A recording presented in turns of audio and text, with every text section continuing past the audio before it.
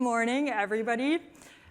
Thank you all for coming out. This is an incredible show up, so thank you all for joining. Welcome to BRK329, deploying local AI models in enterprise with WindowsML. For those of you that might be new to WindowsML, WindowsML is the unified and high-performance local AI inferencing framework that's built for Windows and in partnership with our silicon partners, AMD, Intel, NVIDIA, and Qualcomm. And today we'll be showing you how you can use WindowsML to build powerful and performant local AI-powered experiences using your own custom model that run using just the hardware on an everyday PC. No need for a cloud setup, and all through a single unified stack that scales across all Windows devices. And as of September, WindowsML is generally available, which means it's now ready for your production workloads. So let's go ahead and jump in. We are your speakers for today. My name is Anastasia, and I'm a product manager at Microsoft working on WindowsML. And I'm Andrew Leader, a product manager working on WindowsML. Awesome. All right, so let's start by talking about why there's so much excitement in this local AI space across developers and enterprises that are already leveraging local AI for several key reasons. The first is privacy, security, and simplified compliance. Regulations like DMA, GDPR, and HIPAA pose specific requirements on data handling, and local model execution enables full control over customer data with the highest level of privacy and security because user data never has to leave the device. Second, running models locally means there's no additional network latency, and it can also provide really meaningful benefits for workloads involving audio, video, and input processing because the model is running close to the hardware. Third, it enables AI experiences without the need for a network connection, which can be beneficial for deployments with unreliable network or for air-gapped and sensitive use cases. Finally, not all AI workloads need cloud scale, and running models locally can significantly optimize costs for both developers and enterprises. And what makes local AI so compelling today is thanks to recent advancements across AI models, hardware, and the software stacks that run them, it's now possible for every Windows PC to be AI capable, leveraging powerful GPUs on AI workstations and even everyday laptops for maximum performance, NPUs on Copilot+ PCs for maximum power efficiency and specialized workloads, and even CPUs for maximum possible reach, especially for lighter weight models. So now, let's take a look at a real-world example of how local AI can be used in enterprise. I'm Joseph. I'm co-founder and CEO at RoboFlow, the visual AI company. At RoboFlow, we build the tools and solutions that developers rely on for creating visual AI applications. That includes millions of developers, over half the Fortune 100, that rely on RoboFlow to do things like power the instant replay at Wimbledon, keep trains on the train tracks, or do quality assurance of next-generation electric vehicles or products you may use in your home every single day. In visual AI, running models on the edge is critical. You often have low latency, privacy-preserving, low internet environments that call for a model to be run on the edge. That's why we're so excited about our partnership with WindowsML. With WindowsML, developers can train state-of-the-art models like RFDET once and run it on a wide array of supported runtimes. Whether on a Qualcomm device, NVIDIA, Intel, or AMD, developers are able to focus on building the highest quality application and ensuring their runtime is optimized. To give you some context, I want to introduce one of our customers, BNSF Railway. BNSF is one of 4 Class 1 railroads in the United States, maintaining a network of 30,000 miles of rail and moving millions of shipping containers every single year. With RoboFlow, they run their operations safely, securely, and ensuring inventory is right everywhere. Products like 𝗦𝗽𝗲𝗻 introduce the capability for customers like BNSF to be focused on their mission-critical application and enable selecting the hardware that might be right-sized for where they need to run and power a given workload.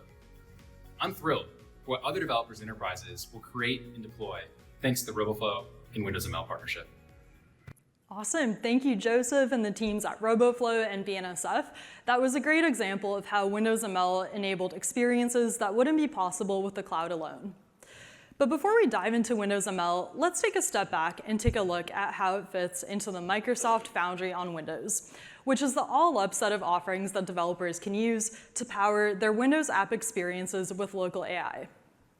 As we've been talking about, 𝗦𝗽𝗻 is what enables to build local AI-powered experiences using their own custom model. But it's also the backbone of the entire Foundry on Windows stack, enabling its core cross-silicon capabilities. And for scenarios that don't need a custom model, the Foundry on Windows also has ready-to-use AI models and APIs that you can use and even customize, even if you're not an ML expert. The Windows AI APIs are available on Copilot+ PCs and are powered by Windows inbox models that developers can use for many common app tasks such as natural language, vision, and many others, as you can see there. And for many developers is going to be the easiest way to get started with local AI on Windows. Next, for developers that want to run common open source models, they can run those locally using Foundry Local, which has a range of models that have already been pre-optimized to run really well across all Windows silicon. Today, Foundry Local is available in public preview and includes a number of LLMs as well as the newly released Whisper model, which enables real-time speech-to-text, all without the need for a cloud service. All this together gives developers limitless ways to enhance their apps using local AI through the Microsoft Foundry on Windows. But now, I think it's time to dive a bit deeper into 𝗦𝗽𝗻. Andrew, could you tell us more about it? Yeah, let's learn some more about 𝗦𝗽𝗻. So as we mentioned earlier, it'd be ideal if your apps could seamlessly run across CPU, GPU, and NPU devices across the wide breadth of Windows devices. However, the reality is this is kind of complex.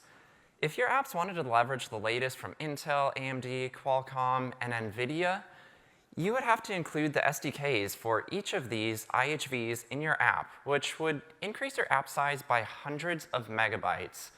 Plus, if you want to deploy your device with only the necessary dependencies, that really becomes complicated. In your installer, you have to detect what device it's running and pull down the correct dependencies. So this is where 𝗦𝗽𝗻 comes in. 𝗦𝗽𝗻 provides a single system-wide copy of the IHV-specific execution providers, so your app doesn't have to carry those, but still gets that native-like performance. This copy also automatically updates, so your app will automatically run on the latest devices without you recompiling and redistributing your app. 𝗦𝗽𝗻 is built upon the popular and familiar ONNX runtime, so that means there's already a wide ecosystem of models and tools that are compatible with 𝗦𝗽𝗻. Let's check out how 𝗦𝗽𝗻 works in a real app. So for this demo, I'm going to be working on my Surface Laptop Copilot+ PC that has a Qualcomm NPU. And in our enterprise here, we have this app that monitors our waiting rooms. But I think we could do something with this. Yeah, that's awesome. Can you count how many people are in the waiting room? Yeah, I think that'd be a perfect use for local AI. That's something that we'd want to have running in the background. We probably don't want these video streams uploaded to the cloud. That would be really costly. And since we have an NPU, we can do all that processing in the background without bogging down the device. So I'm going to switch over to our solution here. And first, I'm going to point out that I've already added the Windows App SDK to this project. So Windows ML is part of the Windows App SDK, and by simply adding the Windows App SDK NuGet package, I've actually added the ONNX runtime to the app and the default execution providers, so I can start using machine learning models right out of the box in my project. But I don't have the NPU execution provider yet, so we'll be working on that later. I've also added the 𝗬𝗫𝗀𝗀𝗀 model here that we're going to be using for object detection, and in this case, detecting people. So I'll switch to my person detection service here, and I'm going to be using the Windows ML APIs to dynamically acquire the Qualcomm-based NPU execution provider and use that to run our model. So the first thing I'm going to do is I'm going to ask for the execution provider catalog from Windows ML. I'm going to get the default catalog, and then I'm going to find the QNN provider. So I'll ask for all the providers, and then I'll find the first such that the name is equal to QNN execution provider. And worth calling out here, Andrew is referring to the QNN execution provider since this device has a Qualcomm NPU. But if it had an Intel NPU, he'd be using OpenVINO, or if it was an AMD NPU, it would be using the Readiness execution provider. Yeah, exactly. And that's the beauty of this. It all is happening dynamically, so my device doesn't have to compile these in, and I can dynamically pull down the correct EPs for the device. So the next thing I do is I check the ready state to see if this EP is not present. That means it hasn't been downloaded to the device yet. And if it hasn't, I'm going to call ensure_ready async, which will dynamically download, acquire, and install that execution provider. And then after that, I need to link these execution providers up with the ONNX runtime. So I do that by calling register certified async that makes sure these EPs are registered with the ONNX runtime. Next, I'll get an ONNX environment, ORT. I'll get the ONNX environment instance, and then I'm going to ask for the current EP devices. And from those, I'm going to select the QNN NPU EP. So I'll again look through all the devices such that the name is equal to QNN execution provider. And I also want to make sure that the hardware device is the one that is talking to the NPU, since each of these providers can talk to different silicons like GPU, NPU, or CPU. Then we'll configure some session options, and we'll add that execution provider.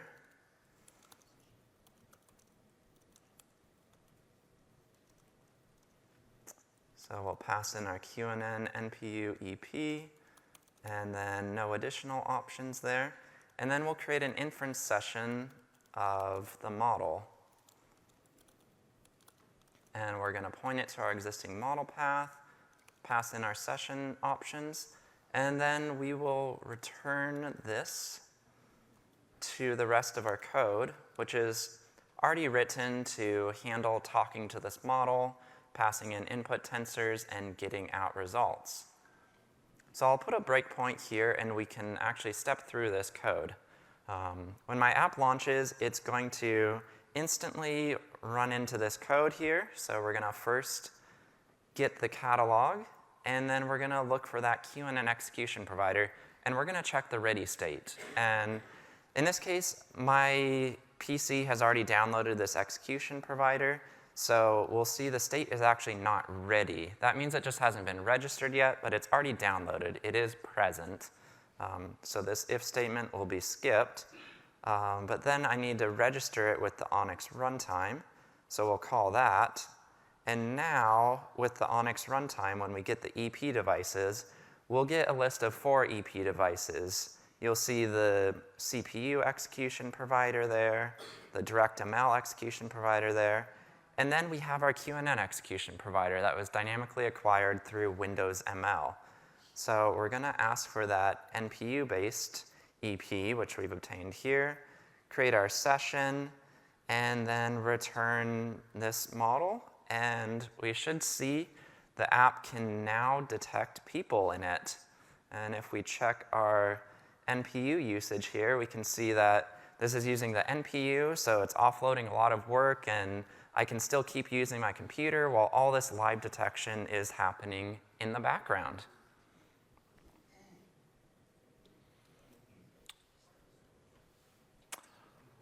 Awesome. And if you're not using models like object detection, but instead if you're using LLMs, we have some libraries that help with that. We have something called the GenAI library that helps you inference LLM-based models like 𝗲4 or 𝗦𝗲𝗀𝗀𝗀. And all you do is you add this NuGet package to your app, and then it helps you load the model, set up your input parameters, and get streaming responses from LLMs really easily. Now let's hear more from Anastasiya about what's new in Windows ML. Sounds great. Thanks, Andrew. We wanted to take a moment and say a big thank you to all of the partners that have been a part of the Windows ML journey and have played a really critical role in shaping what the product is today. We're always interested in hearing from developers, enterprises, and audiences like yourselves how we can evolve Windows ML to better meet your scenario needs. And so we wanted to share some of the updates that we've made to the product based off of the feedback that we've heard. When we first announced Windows ML earlier this year at Build, we had announced support for all Windows 11 PCs. But we've heard that for many of your customers, and even your own organizations with large Windows deployments, it can take some time to get all of those devices shifted over to Windows 11. And that's why with the most recent release of Windows ML that went out just last week, we have since added support for Windows 10, as well as Windows Server 2019 and above, which we intend to support in line with the Windows 10 Extended Security Updates program. This way, you can use the same inferencing stack, Windows ML, across all OS versions supported by your app. Next, as Andrew mentioned earlier, one of the benefits of Windows ML is it will keep your app up to date with the latest runtime dependencies. Let's say your app takes a dependency on Windows ML 1.8.1. When the next version comes along, your app can automatically get those updates without you needing to recompile or redistribute your app. And same thing, when the next version comes along, your app can automatically get those as well. This way, as an app developer, you're set up to get the latest performance improvements, bug fixes, and support for new devices without needing to do any additional special work. And to help optimize for compatibility between releases and make sure that the latest updates are compatible with your app, we're working closely with our hardware partners on the Windows ML Execution Provider Certification Program. So let's take a look at how that works. First, our hardware partners develop new capabilities and make improvements to their execution providers. This can be support for new devices, zero-day models, or quality and performance improvements. Then those execution providers must meet certification. This means that they need to meet a minimum inferencing quality bar across a representative range of ONNX models and common Windows hardware and software configurations. Only once certified do those execution providers start rolling out to Windows ML apps. First, they're flighted to Windows insiders, and once they've had enough bake time, that's when they roll out to the general retail Windows ML app population. So now, let's hear directly from our silicon partners on some of the latest innovation that's making its way into Windows ML. Since Build 2025, AMD has continued to advance AI innovation on Windows PCs with Microsoft through Windows ML. We've enhanced Windows ML execution providers across our NPUs and GPUs for our latest Ryzen AI 300 series processors, including a new execution provider for GPU, 𝗦𝗽𝗲𝗀𝗀𝗀𝗀𝗀𝗀𝗀𝗀𝗀𝗀𝗀𝗀𝗀𝗀 delivering the most advanced and efficient on-device AI performance for developers. With Windows ML Execution Provider certification, we are raising the bar of inference quality on hundreds of millions of Intel-powered devices, including upcoming Panther Lake platform. The enhancements include support for LLM models, so all AI model types are now supported by TensorRT, up to 20x improvement in model load times, by adopting execution provider context and runtime caching in ONNX Runtime, and enabling generic device tensors to reduce the copies from CPU to GPU, improving inference performance and reducing latency. Together, these milestones make building AI apps on Windows simpler, faster, and more powerful than ever. This is just the beginning. Qualcomm and Microsoft are defining the next wave of Gen AI and agentic experiences on PC. Okay, great. Now it's time for a couple of demos to give a sense of what's possible using these powerful hardware and software stacks made available through Windows ML. For this first demo, I'm going to be using this Razer Blade 16 laptop with an NVIDIA 5090 GPU, and I'm going to be running a model with Windows ML to help me find a bug in some code. So let me go ahead and switch to that device. As you can see in front of me here, I have a C++ file from the PowerToys Keyboard Manager, which for those of you that might be familiar with it, it's a tool that you can use to configure all sorts of fancy Windows keyboard shortcuts. And if I go ahead and scroll through this file, you can see that it's a pretty big file. So in total, it has over 1,200 lines of code in total. God, that's a really big file. There's no way a local model can handle that, right? Well, we shall see. All right, so let's switch over to the AI Dev Gallery app, which has a number of samples that you can try out for Windows ML, as well as other Microsoft Foundry on Windows offerings. And here, I've already selected the explained code sample with the Qwen3 model that's been optimized for the NVIDIA TensorRT RTX execution provider, and I've already attached the file that we're going to be looking at.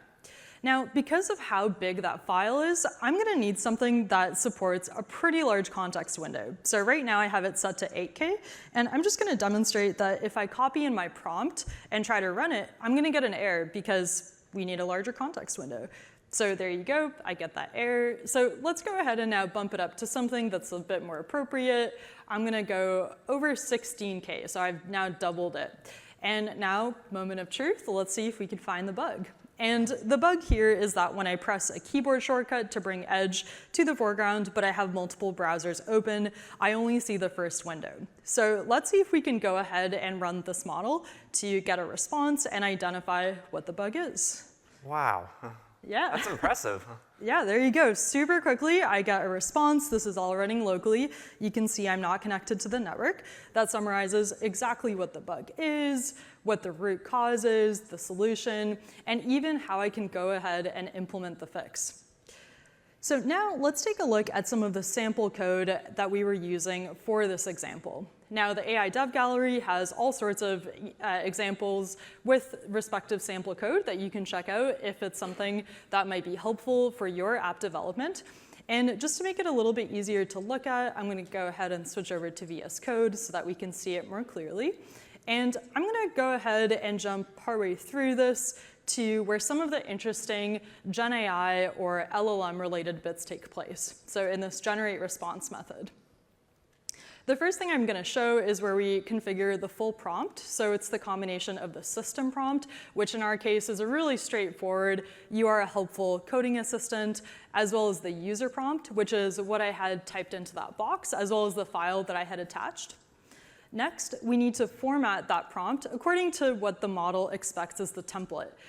So using tokens like system, user, and role that some of you might be familiar with. And then finally, we need to go ahead and encode the formatted prompt into a sequence of token IDs, or integers, since ultimately that's what the model takes as inputs. Then we set up the generator, so this is how we're actually going to get outputs out of the model. We set up the generator parameters with the model, as well as the max context window, and then actually go ahead and set it up. And then finally, we loop over this generator until we get the full response from the model to help me pinpoint that bug. So that was, again, all running locally using just the GPU on this device. For this next demo, we're going to go ahead and switch over to something that's a little bit more visual in nature, live image generation. And it's another example of one of the really powerful GPU workloads possible with Windows ML. So here I have this HP ZBook with a Ryzen AI 300 series AMD GPU. And I have the Amuse app open, which is running with Windows ML and the new AMD GPU execution provider. So let's go ahead and put in an initial prompt. So serene mountain landscape at sunrise. You saw that there's a spike on GPU. Andrew? Yeah, that was fast. Yeah. It'd look cool if there's like a lake or something in that. I think that's a great idea. Let's go ahead and add that. Gosh, it updates so quickly. That's really impressive. Anything else we should add? Yeah, I've always wanted a cabin out in the wilderness. Awesome. Let's add a wooden cabin near the shore. Wow, that's looking cool, but it feels a little cold. Like, I kind of like summertime, like maybe palm trees. Love it. Let's surround the cabin. That's so cool how fast it updates. Like, all the cloud ones, you have to pay for each run. This is really impressive. Oh, yeah, that looks perfect. That's where I'd want to be.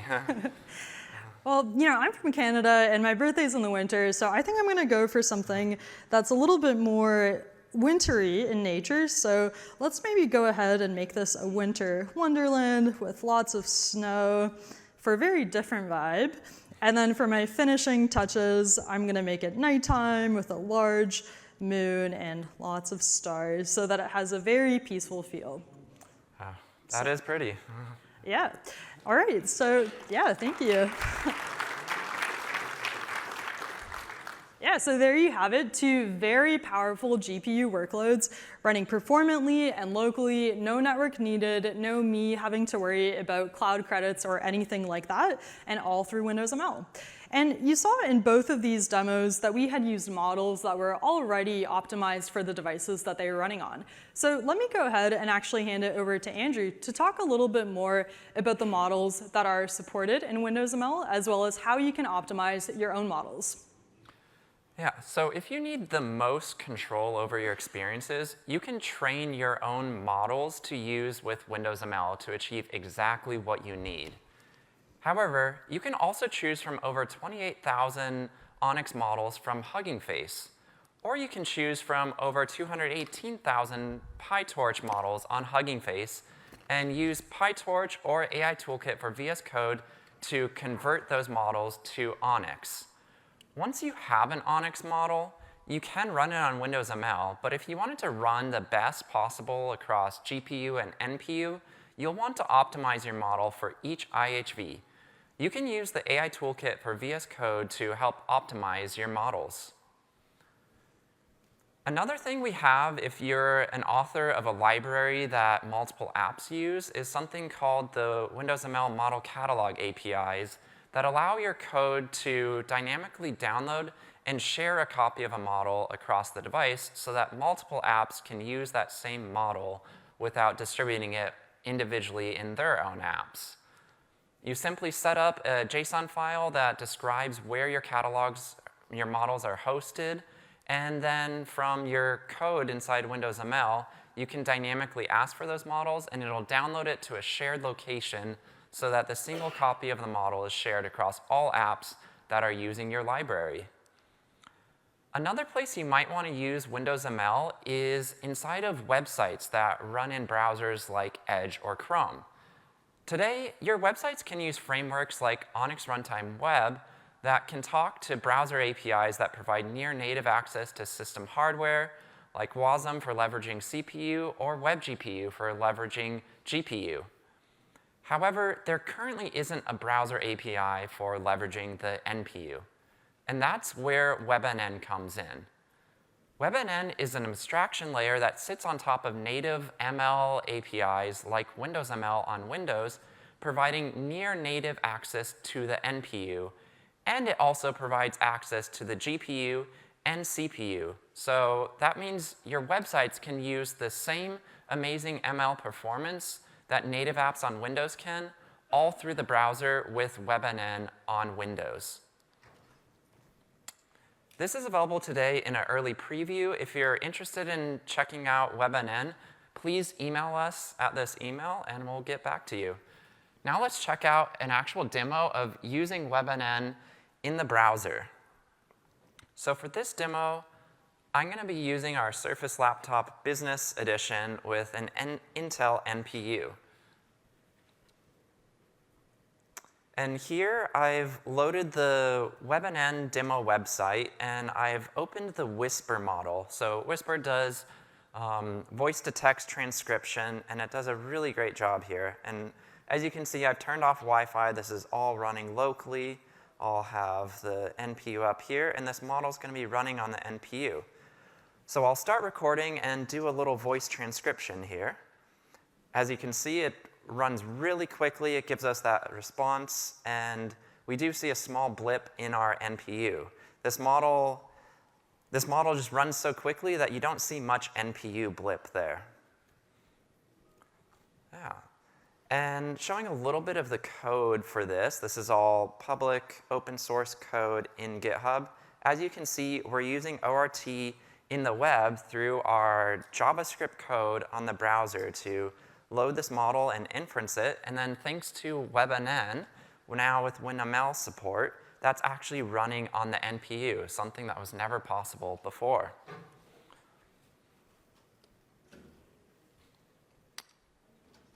All right, and now we'd like to welcome up Madan from Infosys to talk about how they're using WebNN in their enterprise apps. Welcome, Madan. Thank you. I hope I'm audible. Good morning, everyone.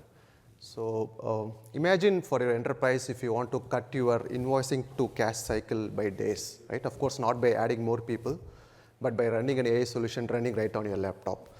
So this is Madan. I head the Agentic AI COE for Infosys. Infosys is a global leader in technology and consulting, operating in over 59 countries. And this solution that we are going to see is being done by integrating Windows ML with Infosys Agentic Foundry, which is open sourced. Now, this is the problem statement.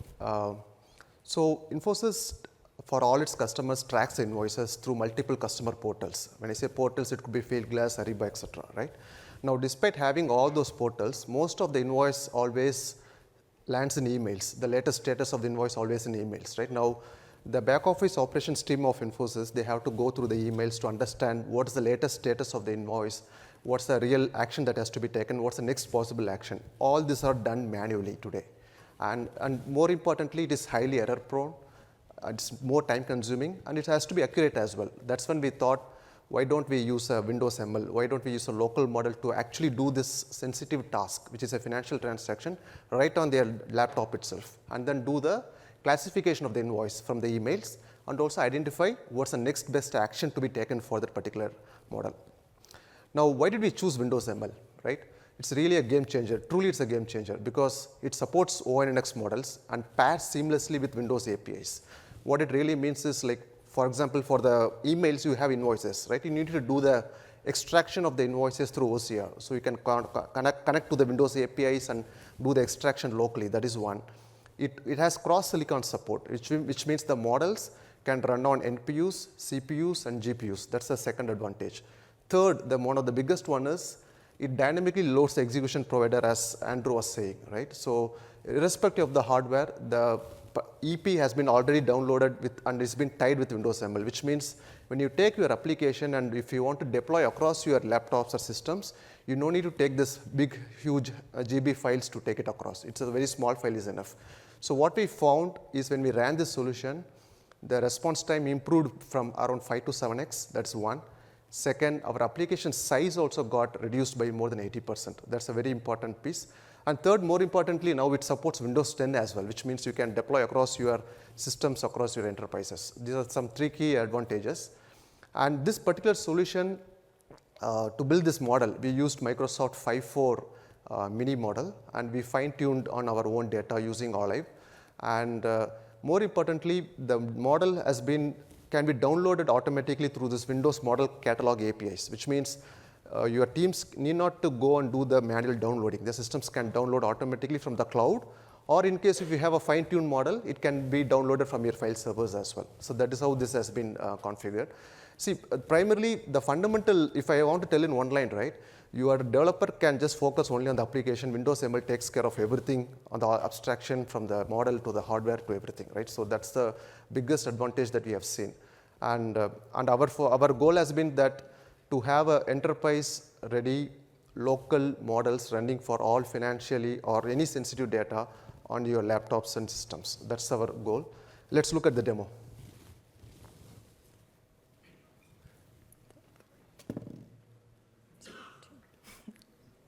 All right.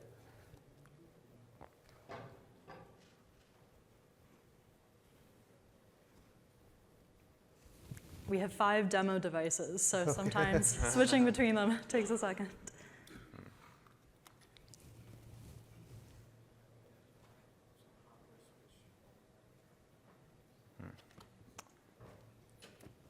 Maybe if we use that adapter. This is just to build up the suspense. It's going to be a great demo. But nothing can beat the image demo what you showed. Let's try. We'll need to take a vote on the summer versus the winter. Yeah, I think We got it. Right.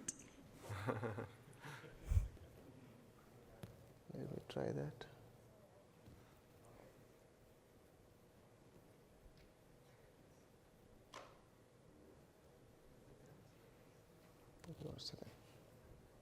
Awesome. Yeah, and this is a WPF app again. As you can see, you can use Windows ML from a wide variety of app types like WPF. You don't need to be packaged. You can use it from unpackaged apps. Okay.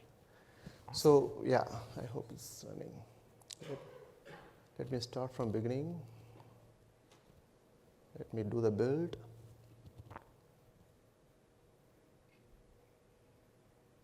Okay. I'm going to run the app. So what you can see here is, if you can see the display, so the application has already detected that the best model for this is 5.4 mini, and the NPU is the best hardware to run this particular application. So that's the first detection that happens automatically, right? This is a key piece. Let's say if you have a GPU, then it will choose the GPU automatically. If you have only the CPU, then that is loaded automatically, right? So now once it's done, the application is loaded. Now here you can see the models options, both 5.4 mini fine-tuned NPU as well as the CPU models. So but since it's a NPU, by default it has been chosen. I'm going to load the model from the catalog. So this is from the model catalog from where the model will be loaded for your application. And this all will be done for the first time, right? I mean, this is for all the first time execution. So the model is loaded successfully, and the execution provider has been identified as NPU QNN. And let's choose the invoice. And this is an image format, right? So the image, it could be PDF or image, and this is when the Windows API has been called locally too. And it does the extraction. So it's almost instantaneous. So you see the entire invoice has been taken or extracted here through the Windows API OCR models, and we run the classification part. So one of the important pieces now, if you see here, right? Yeah. Now the classification has been done. It says that the invoice is in the dispatch status. It also gives the confidence percentage, which is 100%. It also gives the detailed reasoning why this is the classification, which is very, very important for the transparency of the system for the users. And now you have the Windows invoice dispatched, and it's been done in 7 seconds now. Sometimes it's 4 seconds, 3 seconds, depends upon what you have running. Now let's try the same with CPU, right? I mean, this is the reality for most of us. Let's load the model from the catalog again. And the model is loaded successfully. And the invoice has been already loaded. As soon as I click, instantly it has been extracted. And let's run the classification agent. And this lets your enterprise deploy these apps to a lot more devices, including devices that don't have NPUs. Exactly. So it can run on all your individual team members. So if they don't have NPUs, if they have only CPUs, the same application can be ported. And this is all lightweight application because you have Windows ML, which has taken care of everything as part of the installation itself. Now here, again, you see the classification has been categorized correctly as invoice dispatched, and the reason has been given. And of course, it has taken 15 seconds now. Double the time of NPU. So this is for the single invoice. That's how. But in reality, you want to do it batch, right? I mean, it's not that sometimes people always will go through their emails and it has to be done automatically. That is truly agentic. So you connect to your invoice servers and then the email servers here, and then you give a date range, and then you choose the model that you want to choose here. It's a 5.4 mini or NPU or a CPU model. And then you do the process. And so here it connects to the email boxes and scans for the invoices. So since we are given 3 invoices to be taken, and run the model. So it has flagged 3 it has flagged 3 invoices. One has been the dispatch status, one has been in the paid status, and another has been the flagged for review here. So you see one in the dispatched, one in the paid, and another, it has a very low confidence percentage of 62%, which is flagged for review. Now, if you want to do a certain action for this particular invoice which has been flagged for review, then you can go ahead and do a follow-up action. The follow-up action could be about sending a follow-up email, etc., right? So you fetch the invoice details and then you send the payment reminders. So this has been done in a manual way, but at the same time you can do as a background agent as well. But if you see in 2 minutes, we loaded the model, we processed the invoice, we extracted using the Windows API, we ran the classification, and we also did the follow-up. And we can do it in batches at scale when you want to do it with Windows ML. So, and this is a great solution. We are looking forward to deploy it across our systems within Infosys. Thank you. Awesome. Thanks, Madan. Big round of applause for Madan.